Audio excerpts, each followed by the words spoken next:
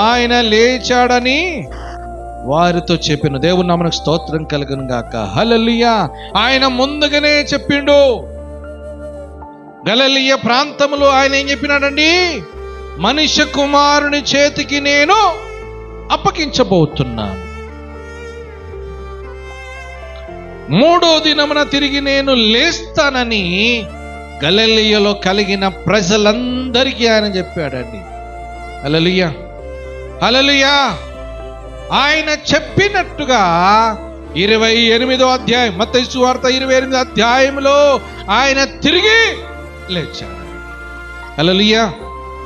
17వ అధ్యాయం 22-23 వచనాల్లో ఆయన ముందుగానే చెప్పినాడు. గలిలయలో కలిగిన ప్రజలందరికీ చెప్పినాడు. ఏమని చెప్పినాడు? ఒక దినమున నేను అనగా మనుషుల చేతికి నేను అప్పగించ